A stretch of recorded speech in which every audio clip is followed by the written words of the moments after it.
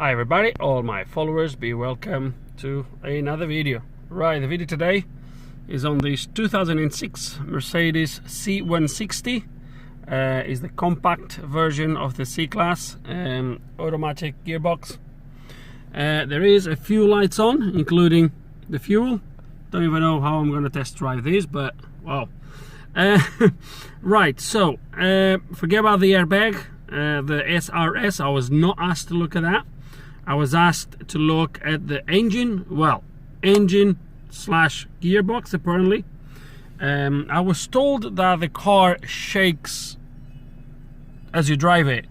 I haven't drove the car yet, only from the front of the driveway up to here, front of the garage. Couldn't really see nothing. But we're gonna go for a quick drive in a minute and we'll see exactly what's going on. In the meantime, because we have an engine light on, we're gonna give it a quick scan and see what's going on.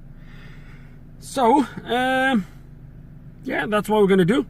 So bear with me, because looks like I have a update to do to the VCI, so one thing at a time. But yeah, so stay there, we'll figure out what's wrong with this in a second. Okay, and before we go to the engine, we'll just quick go to the airbag, just so you guys don't be wondering what's going on in there, and just curiosity really. We'll just see what's in there.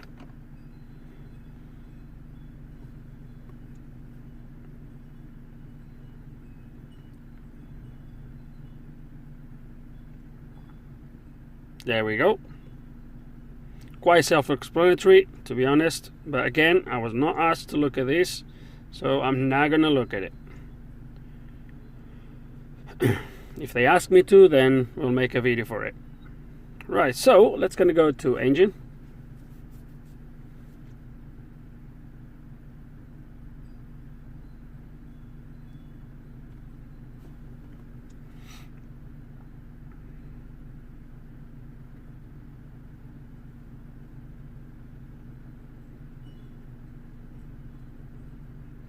Okay, self-adaptation of mixture.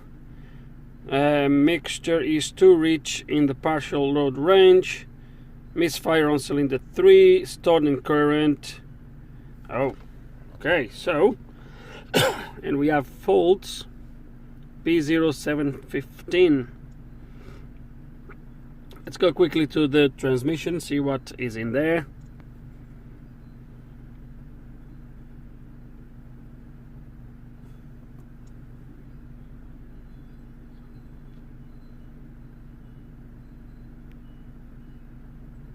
Stored in current. The internal electrical test of the component speed sensor 3 failed.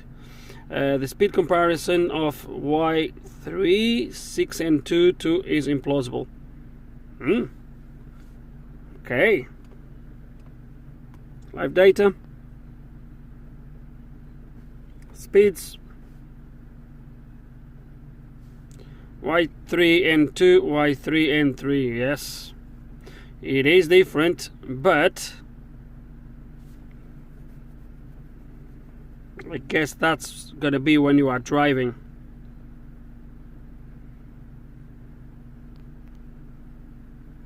Why is it showing 8,000?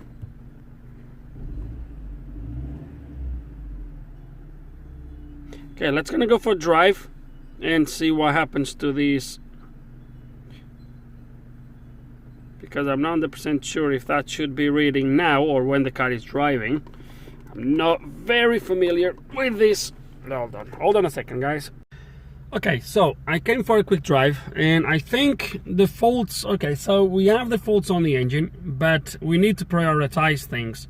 So the engine, I'm not too worried about the engine just yet, because to fix this, I would prioritize the gearbox first.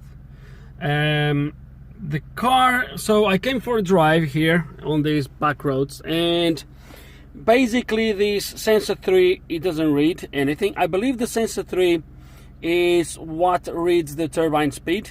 I think it's going to be the same. So sensor 2 is really okay. Obviously if I put the car in neutral, the gearbox internals starts to drive as soon as I put in there, because the car, oh, another thing that it does is this.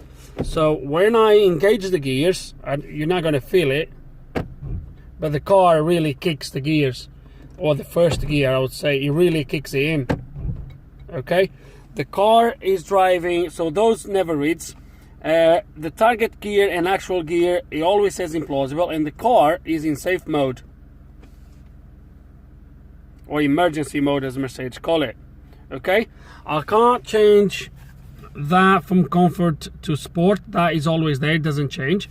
I can't use the manual shift. It just doesn't do anything, and is always on in first gear. So I drove up to here now, and you can rev. I don't think the car is engaging any gears. So they've been driving, or whoever has the car has been driving the car like this. And I kind of know, because I was asked to look at this car a couple of days ago, and I was told the car is in use. So I think someone has just been driving this in first gear all the time. So I wouldn't worry too much about the engine issues just yet. That would be a separate issue that I would have to prioritize this problem with the gearbox. Now, I don't know where the sensor is, but I have a feeling that the sensor is going to be inside the gearbox in the mechatronics, somewhere around there. So it would be a quite big job to do this on the floor. So I'm going to have to do a little bit of research, try to see exactly how to get to this, how difficult it is to change this, and then I'll make a call if I'm going to touch these or not. But yeah, I'm not sure yet. I'm going to carry on driving a little bit longer, but so far it looks like the car is in first gear and is not engaging any other gears, or maybe second gear actually. Maybe emergency mode is actually second gear. So I'm going to drive for a little bit longer, and we'll see what conclusions I really get to. But for the time being, it looks like it's that sensor that's preventing the gearbox from working properly, and that put the gearbox in emergency mode. So yeah, that's where we are right now. Okay, so this thing is definitely not engaging gears. Is running, by the time you get to about 50 miles per hour or so, you are nearly on a red line. It's impossible to drive this. I don't even know how they drove this thing up to here. So yeah, let's gonna do a little bit of investigation, see exactly where these sensors are located, or this one sensor, and we'll go from there, really. Okay, so I've decided to connect DAS for one, or Zentry for one simple reason, just to see if there's any extra information. Unfortunately, under the fault codes, if I try to do anything here, he asks me for sort of a break box to measure values while everything is connected. I don't have this box, so this is completely out of the equation for me. And unfortunately, even if I say whatever I say here, he's asked me to, at this point here is quite interesting. If I say yes, it tells me that to remove the component Y3/6 electrical control module, which I believe is going to be the module that is up on the mechatronics, as per repair instructions, and then to turn the pulse ring attached to connector K1. K1 I believe is clutch number 1, which is just one clutch I think, but it's K1 using a screwdriver. So apparently if I say I can turn it, it's going to tell me to replace connector K1. So it looks like, you see in there, it looks like there's a possibility that the relector ring gets detached from K1, which it looks like a massive job if that is what happened in this case.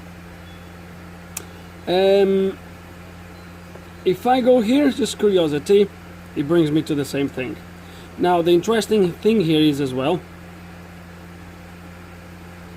okay, so this is our codes in there, and then now what is that? There is a No, it's not that what I want. What I want is no, it's actually that. Hold on.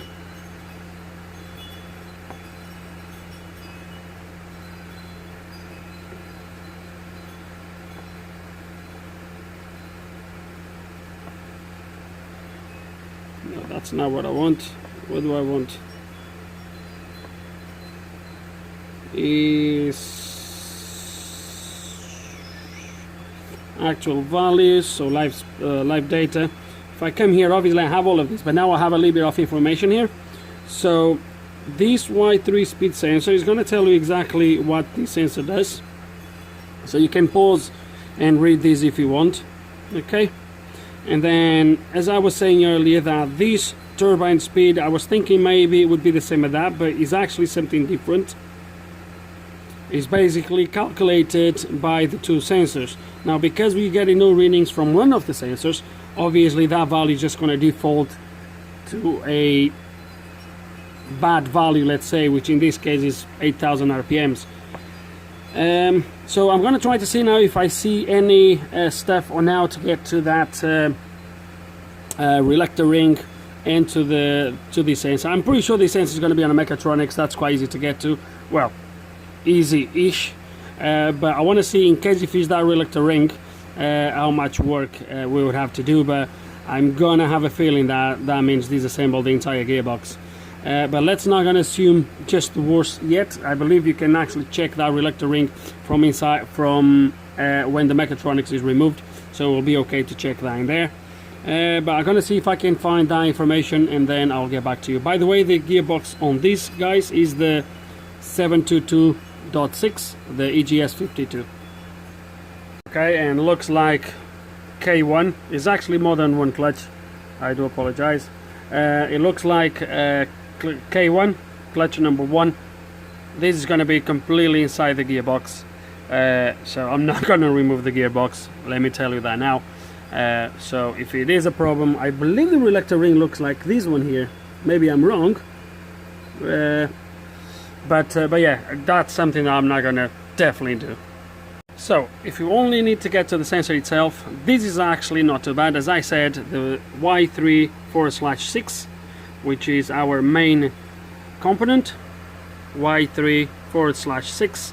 Then we have N2 and N3. These are obviously the sensors inside the main component, which is Y3/6, which is our sort of mechatronics and control unit. Okay. And this is obviously inside the gearbox, so we need to take the SEMP, and then we'll have access to this. SEMP the filter, and then we'll have access to that. So this is no, it is a little bit tricky to do over there on the floor, but it can be done. It's something that I might attempt to do.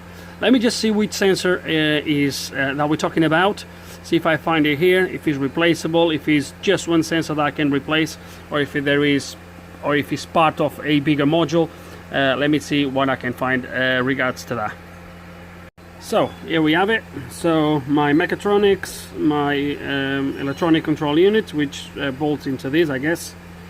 All of this is inside the gearbox, and as you can see in there, we have N3 and N2.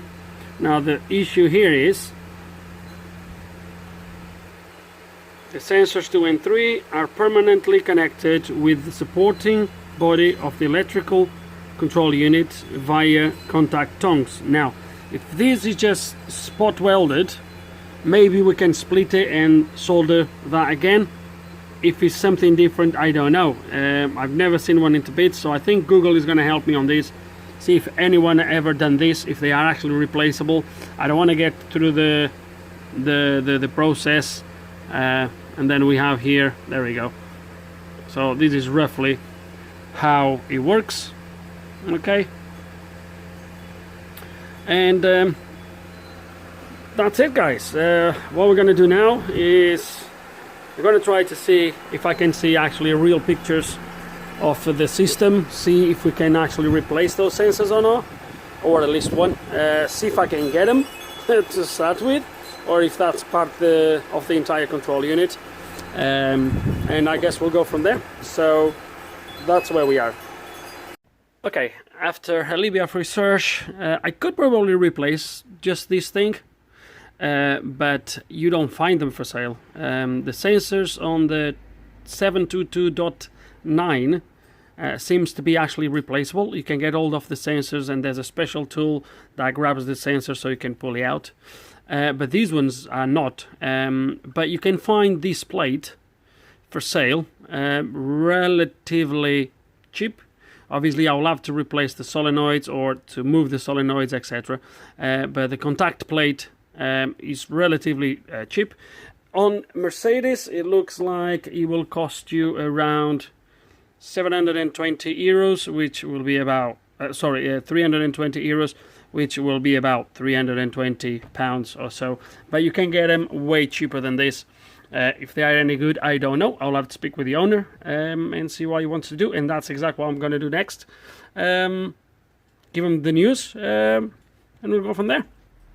Okay, and just been on the phone with Mercedes before I rang the owner. Mercedes wants £370 plus VAT. So my price list I have is from 2017. We are now in 2022. Obviously the price will go up, so, but he's not too far out from the 320 we have seen in there. But anyway, let me ring the owner now and see what he wants me to do. Okay guys, so we are draining the gearbox right now. It's a little bit windy here, so I'll take you through in a minute what exactly, well, I think you can imagine. I'll take you through in a bit what we are doing. Oh, damn it. So to get to this, I'm not going to take you here bit by bit, but basically you need to take the under tray. No rocket science. Drain plug, we are draining the oil. The oil is not too bad for I think it's 95,000 miles. I can see in there, so I can give you some light. So it's not too bad, but it is a little bit brownish, and oh, it does smell bad. It does smell really bad. So we are draining the oil, and there is, as you can see, there's oil everywhere. Here, this pan, on the actually bell, on the engine oil sump. This oil, I've been at the front checking. It looks like it's coming from the back of the engine at the top, where the vacuum pump is, and that it looks like it's coming from there. I can see the oil at the bottom of the vacuum pump, so it really looks like it's coming from there. If it's from there, or from the head, or from the gasket, from the rocket cage gasket or whatever, I don't know, but it's no gearbox oil. That's engine oil. That's where it's coming from. We're going to clean all of these obviously, but just let you know. So we're going to let it drain, and the next step is going to be removing these bolts in order to remove this gearbox sump. So while that drains, I will quickly take you through what we're going to do. So let me take you a little bit through this, really, because the guy that brought me the car is not really the owner of the car. The guy buys and sells cars, I think, and he sold this car about 4 months ago, and that's why he only told me to, so when I rang him, what he wants me to do is to sort the gearbox and the engine. Anything else electrical, not to touch. So just so you know, the airbag, we're not going to touch that. Then about the engine and the gearbox, obviously I explained to him that there is some faults on the engine that I didn't focus too much until, because I didn't want to prioritize that. If he really wants to fix something, I think he needs to fix the gearbox first, is what makes sense to me. So I was very careful to explain to him that this fix for the gearbox, if we fix the gearbox, then we have the issues on the engine that we might gonna have to look at. Although I said to him, some faults in there are related to the gearbox, and then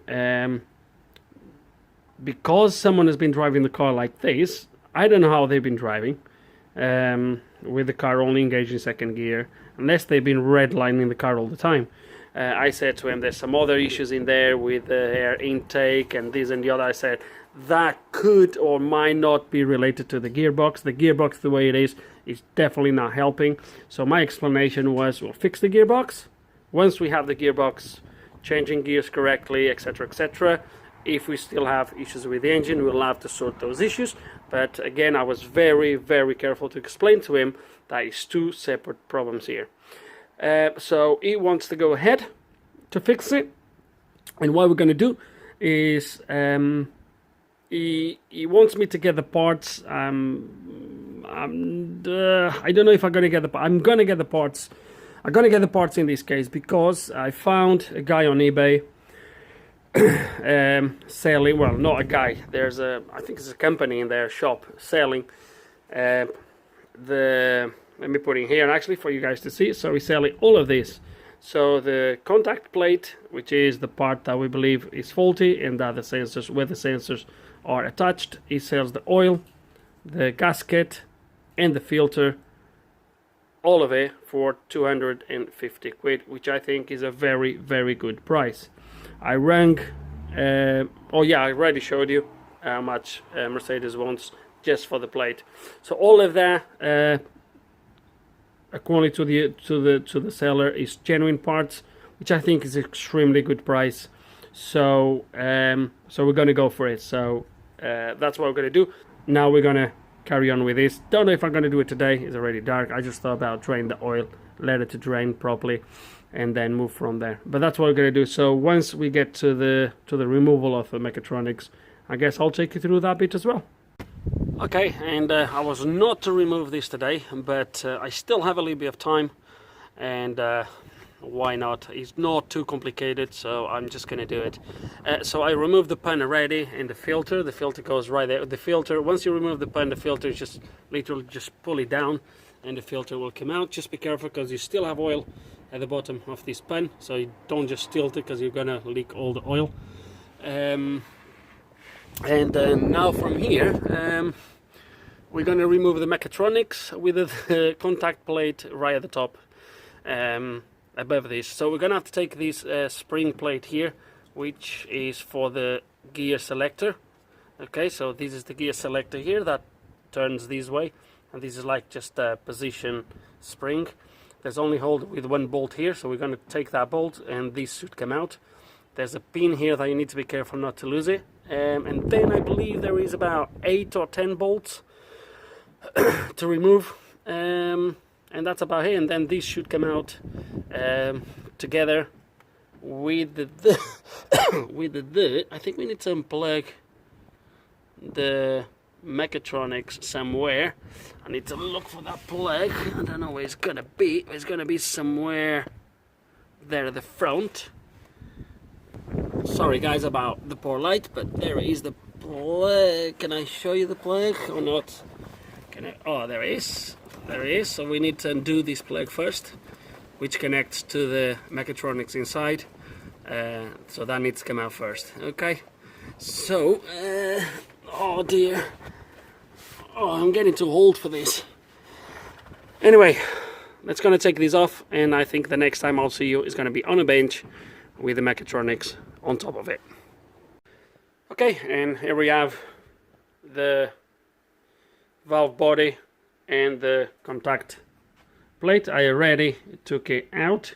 Okay, there is 3 bolts, sorry, holding the valves. So there's 1 bolt and a sort of a bracket at the top here holding 2 in there, and then 2 over here. Okay, they are all in the correct position, so I don't mix them up.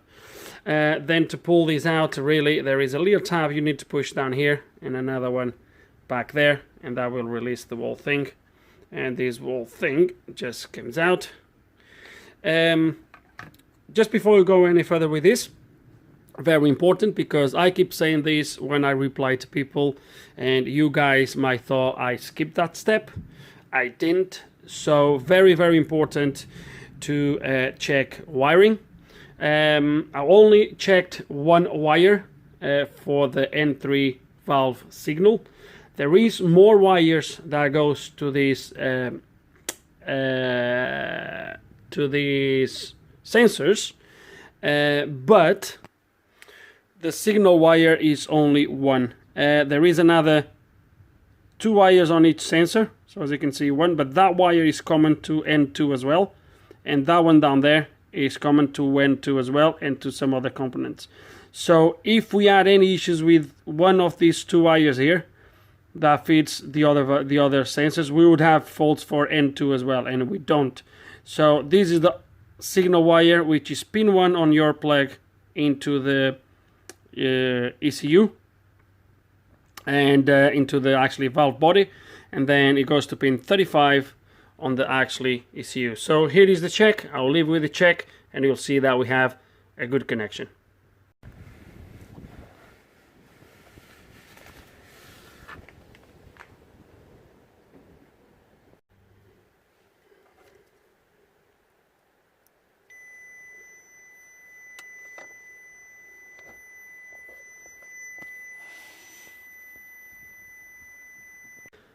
As you've seen, that's good, the wiring.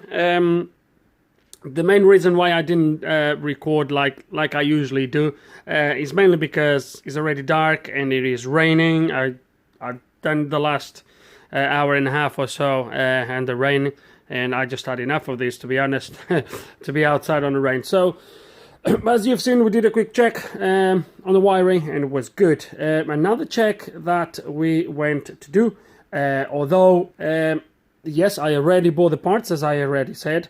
The wiring check was done before. Okay, it's important to say this. It was before I bought the parts. I forgot to mention that when I recorded our the clip, and that's the reason why I'm introducing that here now. What I was about to say, yeah. So another check that we did, as if you remember when we were checking the documents in there, was to make sure the reluctor ring would not turn, if I recall correctly. We're saying that it shouldn't turn in one of the directions, otherwise that would mean the reluctor ring detached from the clutch assembly, whatever that was. So I'll leave you here with the clip. I believe everything's okay there, so I will leave you with that clip as well. Okay, I do apologize for the light, but right here we do have N2 is the reluctor ring for N2. That's the one for N3. This one turns both ways, but you can see it turns everything here as well. So it turns the wall shaft. This one, it turns that way, but when I try to go backwards, it doesn't go. Okay, so this is what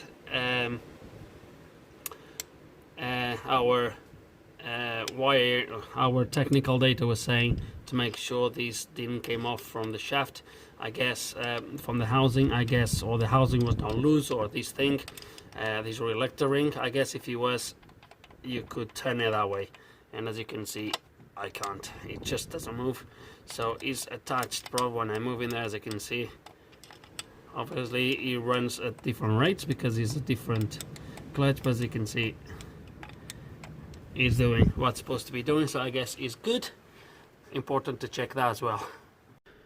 There we go. So everything is pointing to this sensor.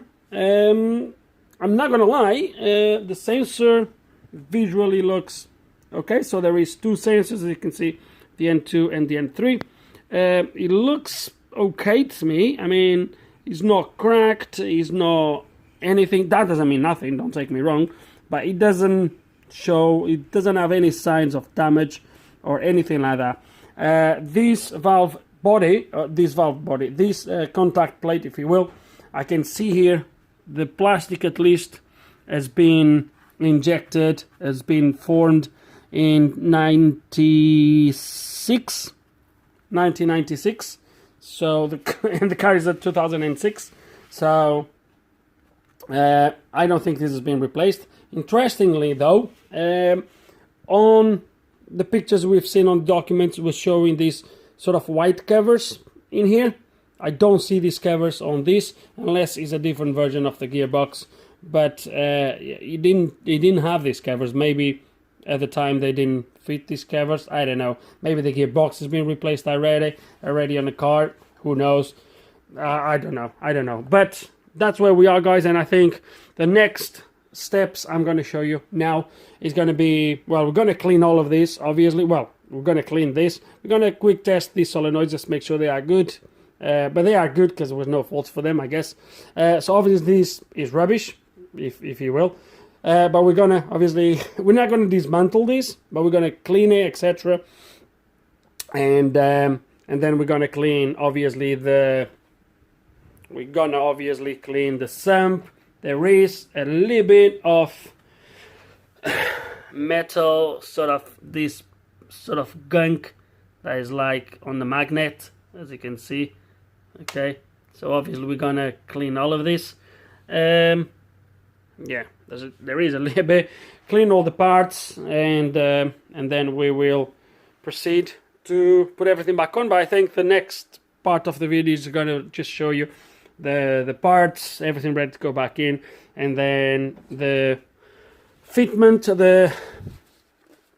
the refit or reassemble is just the reverse, no rocket science. I don't think I mentioned, and it is important, and it just occurred me now, you need to remove this plug, okay? It's important. So this is the plug, so this is like a sleeve, if you will.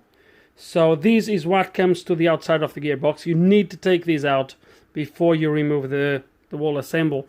There is a 7mm bolt inside, as you can see in there. So you undo that bolt, and this literally just comes out, okay? There is a O-ring that goes in there. That goes in there, okay? Just like so. And then this goes on the top. Obviously, the gearbox housing, this is going to be inside the gearbox, and then this slides from the outside in there, and it goes in there in the right position. Obviously, you need to get these in the correct positions, and you slide these in. Important to tell you that, just in case. I think the kit I bought, I can't recall now, I think it comes with a new one, maybe I'm wrong. But if it doesn't, I might get one, because this one was already slightly leaking into the plug. Was a little bit of oil already on the pins, so it might be better to just replace that as well. Also, if I forget after that, in the meantime, the torques for putting this back is 8 Newton meters. That's all. That's the torque, and that's the main torque, really. The pun, I can't remember the pun now, but the pun you don't really need to worry. It's just tidy up whatever you think is okay. Don't over tight, obviously. But this is 8 Newton meters that takes, and I think that's the main torque, really, that you need to know, just in case if I forget. What else? Well, that's it for now. So I'll see you very, very shortly. For you, for me, I'm gonna have to wait for the parts, and I'm working nights now for the next few days. But that's for the video. So I guess I'll see you very, very shortly then, when I get all the parts and when everything is ready to go back in. Okay, a few days later, we're back onto this. Got all the parts. In the meantime, I've cleaned the under tray. I just need to clean those bolts, etc. That's the old contact plate. I've been cleaning the thingy here, the mechatronics, etc.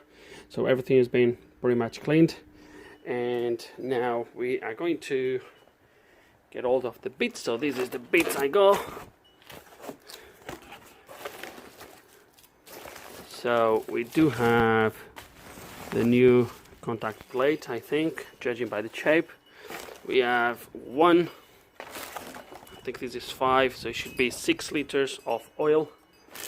We do have the new gasket and the plug, and the new filter. So that's the part number for the filter. That's the oil, okay. And part numbers for these, I don't know if there is a part, there is a part number here for the rubber seal, which is I'll read it out for you, A1402710080, and the plug itself is gonna have to have a number as well.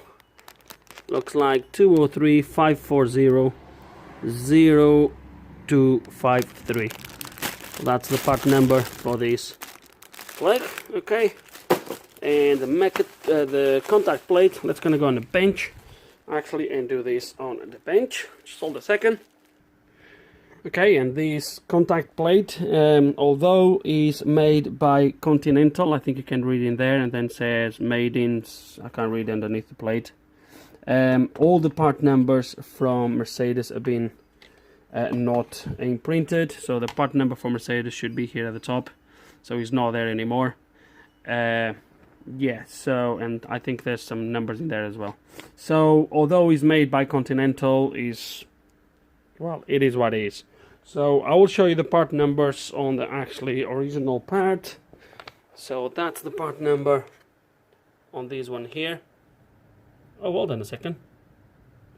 14027000861. So it looks like we have a part number there. Hold on, because that actually says Mercedes-Benz, eh? So what says in there is actually there is a part number in there, which is 14027011161. So at the top should be just saying Mercedes-Benz, which this one doesn't say, but it does have the part number. That's going to be for the Mercedes part number. So it looks like an upgraded version from the one that was in there. And that's it, guys. I'm not going to take you through the reversing process because it's just literally start to assemble everything, etc., etc. Again, I already told you 8 Newton meters for that. I don't know if there's anything else that really needs to be torqued. I mean, obviously for Mercedes everything would be torqued correctly, but the rest, I think this is the main torque that we need to be aware of. Everything else is just, you know, use your common sense.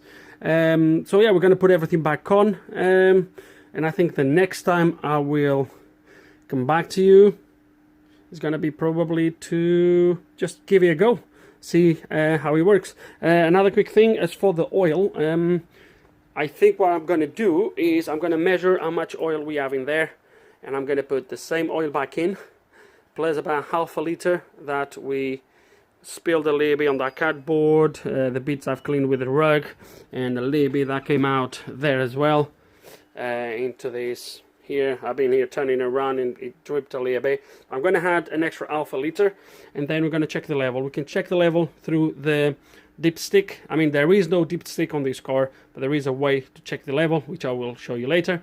And that's it, really. So I don't think I have anything else to say for now.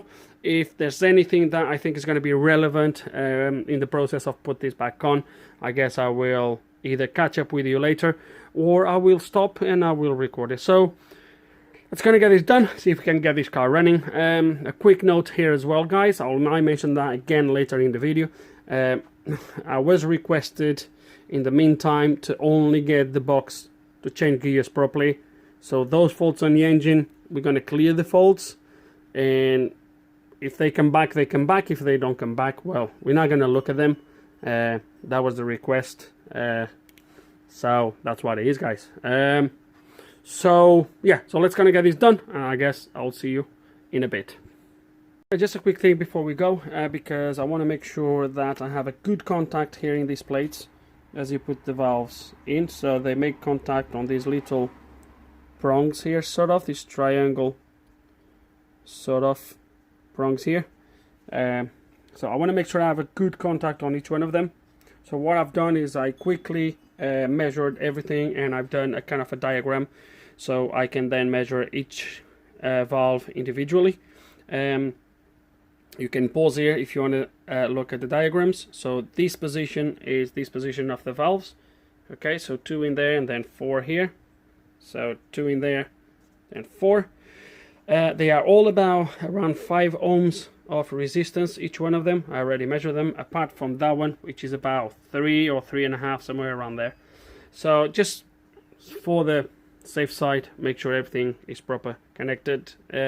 So let's gonna do it then. I thought just it was important to kind of show you this. If you want to do it, if you just trust that you're going to put them in and everything's going to be fine, then let's go for it. Completely up to you. I prefer to measure it just to make sure.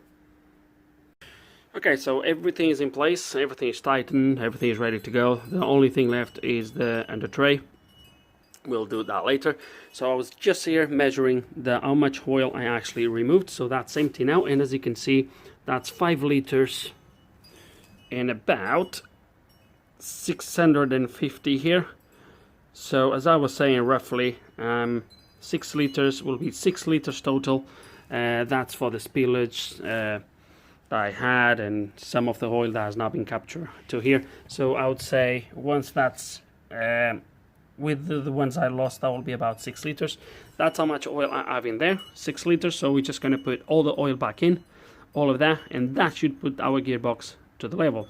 Now if you really want to check the level on these things, there is a dipstick, really flexible dipstick, because the place where we're going to fill the car is going to be through the dipstick, or this opening here to check the level. It's going to be through there. Okay, so that's for the oil, for the engine oil, that's for the gearbox, and that's where we're going to check it. I already got the thing out and the cap, and that's how we check it. The way you check it, there is a, as I said, there is a flexible dipstick, because that thing does a few corners. I think I only had to do this, I think it's the second time I'm doing one of these things. So I have it here ready. What I usually do is using a little hose, and then I have this thingy here that shows you what temperature you should get, which level. So obviously as the temperature raises, the level, the oil expands and the level goes higher and higher. This is in Fahrenheit, but you can easily do the conversion. Okay, that's millimeters. So we could warm up the car to, so that's about 15 degrees, that's about 20, that's about 25, that's about 30, 35 degrees, somewhere around there. Well, you can make the conversion, but the way I usually do it, guys, is I push these hose, this or a hose, I don't even know if the last time I used it was this one, but doesn't really matter. What I usually do is I put this all the way down, then as soon as I know it's at the bottom, I leave it there for a few seconds. So what I usually do is I allow the oil to get inside the hose up to the level that's in the pan. Then I cover up the other end and I pull the hose out, and obviously the oil shouldn't drain because I'm blocking it on this side, and I will see where the oil is. Okay, and then once I know where the oil is, I will measure it, and you can check the level that way if you are really petty, if you really want to get the level spot on. In this case we don't really have to, because again 5.6 liters with the bits we lost, I've got to put the 6 liters, and I'm very confident that's going to be up the level. So I don't need to show you that. We're going to get a funnel, we're going to put the oil in the gearbox and then give you a test. Okay, so 6 liters of oil gone through there. Okay, all the oil is in there. We're going to put the cap now. Okay, so this cap locks in place like this. It does have another little red cap that goes here. Unfortunately, to take that sort of locking, if you don't remove this, you can't take these out. You need to remove this. This goes in there like it's like that. No, it's like that, I think. Like so. It goes like that, but when it's original, right here at the top there's a square or a rectangle sort of cover for this. The only way to take these off is by breaking that off, and then you push this all the way down, this red bit all the way to the other side, and only then this will come off. If you don't take this, you can't take this cap off. It's still very tight like this, so yeah, I can just push this down to level with the cap, and it will stay more than secure. But if you are really keen and you want to replace this, you can either go to Mercedes or maybe online, eBay and the likes. I'm sure you're going to find this thing.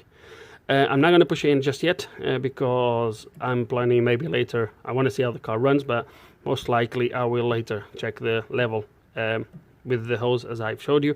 I can't do it now because obviously at the moment there is loads of areas that we drained that should have oil in them, so mechatronics and the likes.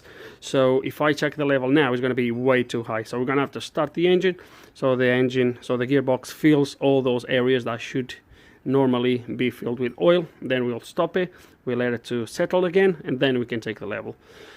So that's it. So for now, what we're going to do is, I already have the maxi Cs here.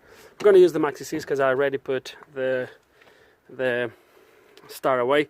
I just need to double check that's all plugged in. I think it is, but I'll just double check. Then we'll plug in the maxi Cs, we'll start it up, lay it running, and my most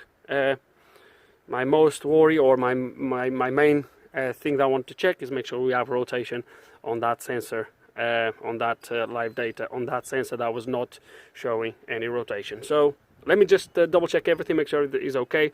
I will even maybe put everything back on, and then we'll do all those checks. Okay, everything is in place, including the pen. So let's gonna start this thing. Okay, running okay. Sweet. Let it idle. That's gonna. Okay, reverse. Neutral. Let's gonna make that oil to circulate. Drive. Okay, let's come out again. Neutral. Park. Okay, you can feel the revs engage. Okay, you can feel the gears, the gear engage. So drive and the revs drop a little bit. We're still doing the cold start, remember that as well. Okay, so now we are going to load the Maxi-Sys, load the software, and give you a scan, clear the codes, and see what we have after that. Okay, just clear the codes. Obviously was the codes that were there before, you've seen back on the video. So let's gonna go to live data now. If you remember speeds, let's see what our sensor tells us. So at the moment is not reading anything, which is fine. So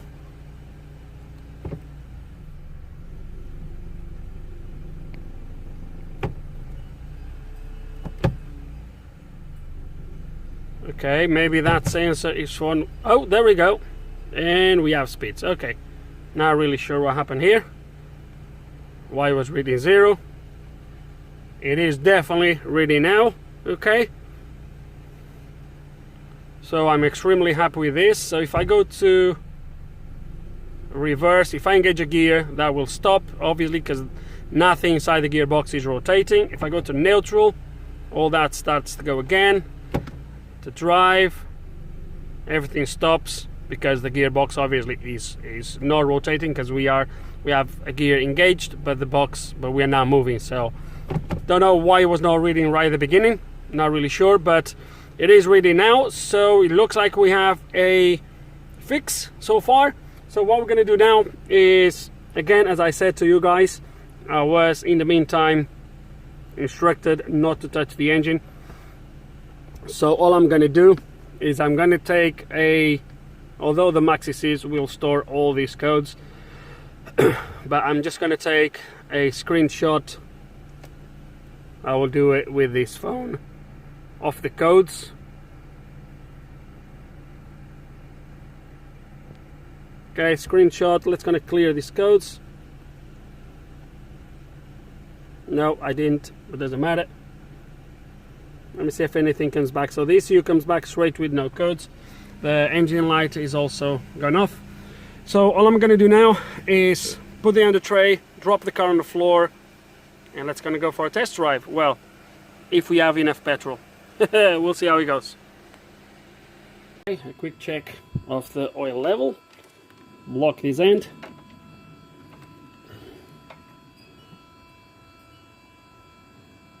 Already pulled up. There's already air going in, so it's not gonna work, you see. That's not gonna work like this. Oh, damn it.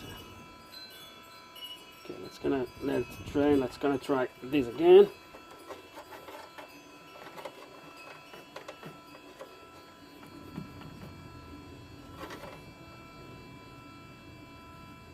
Problem is, as soon as you pull it, air starts getting.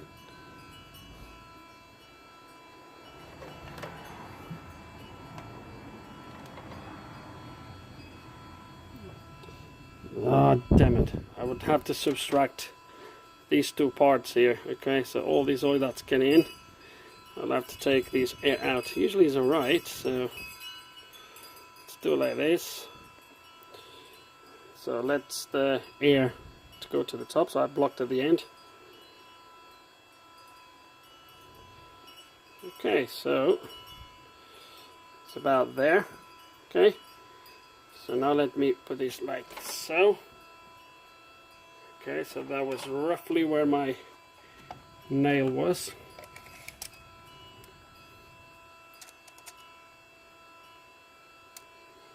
Okay, so that was about 45 millimeters, somewhere around there, maybe a little bit more than 45. So we'll take that out.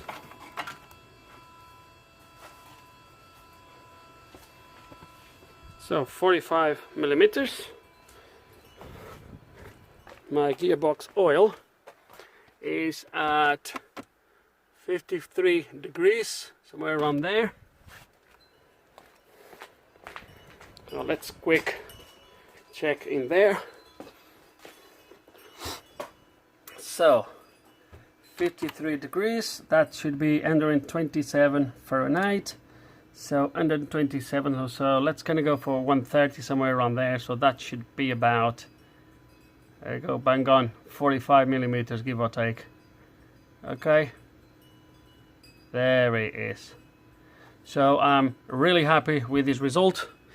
So now I'm gonna drop the car and let's gonna go for a drive, see how it drives.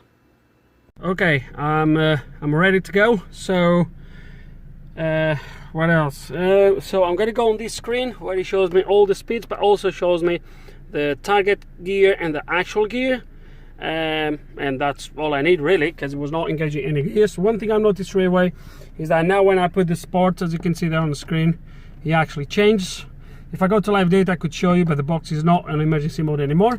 So reverse, and the car is driving fine, it's not jerking, anything like that. So I'm not just yet prepared to go and do any adaptations or learnings or anything like that.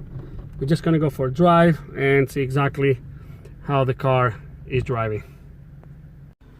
Okay, so I placed the phone here in a way that I can look at the screen. It should be alright, it shouldn't fall off. So the main thing I wanted to look at is the target gear and actual gear. I already know it's working, but I want to show you. I'm gonna drive. Obviously I was just driving here on this same road as the beginning, and the car doesn't really, it's difficult because there's a lot of bumps. I can't really go above third, so I'm just going to drive now to that road at the end, which obviously you're not seeing, but then I go to that main road where hopefully the car will be able to go through all the gears up to fifth. So we're going to take off, so I'm going to go. Obviously I'm in comfort mode, so the car in comfort mode, the car takes off from second gear. If I select sport mode, there we go, he starts in first, but doesn't really matter. I'm just gonna go on this one, so as you can see, so there we go.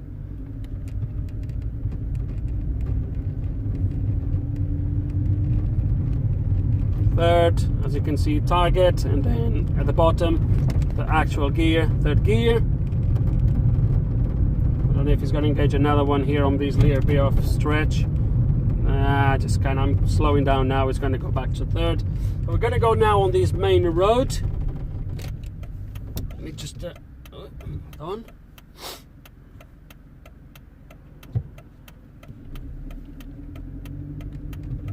So here I should be able to get through all the gears. Third, fourth gear is really smooth. Changing the gears, there's no jerking, there's no hesitation, is extremely smooth.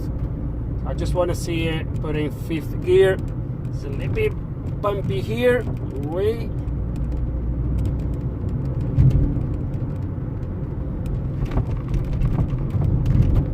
As soon as I go through these bumps here, which gear is now? Oh, he's already on fifth gear. There we go. He's already on fifth, so it's running absolutely perfect. I'm not gonna go any further now. There's no point. I'm just gonna turn around here. I already seen fifth gear, which is fine. Okay, I'm just gonna try now sport mode. sport mode. You need to rev a little bit more before he asks for the next gear, but perfect. Now I'm gonna go manual. So 4th, 5th. Oh no, because when you go to 5th is actually in drive. So if I do 4th gear, it's actually in 3rd gear. Okay, so on the screen it shows me number 3. I'm gonna slow down a bit. Hold on, whoops. Okay, I'm gonna go manual 2nd.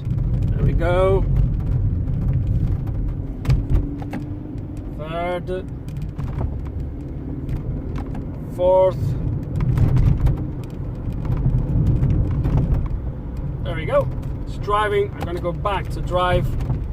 I'm gonna go back to comfort. There we go. And it's driving absolutely perfect, guys. It's really smooth. Engine light still off, which is good. We'll scan the engine just to see if there's anything in the background, but it's driving absolutely perfect through all the gears.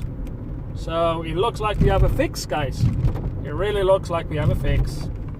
Right, I don't have much more petrol, so I'm gonna really have more fuel. Man. Right, let's just drive back home and shut this thing down before it runs dry. Wait. Okay, turn this way.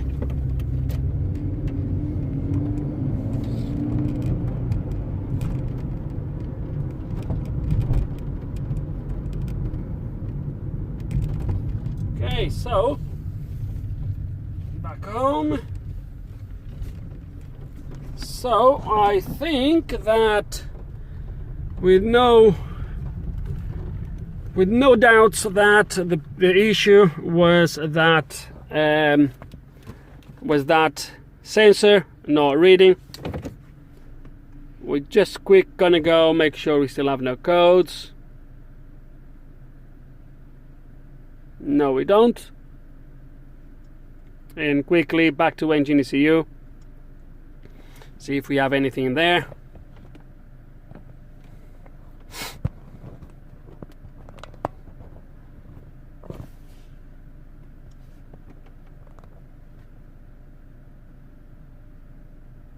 Well, interestingly enough, we don't. Guys, it won't surprise me if all those codes for, like, I think was something for the mixture on the rev range.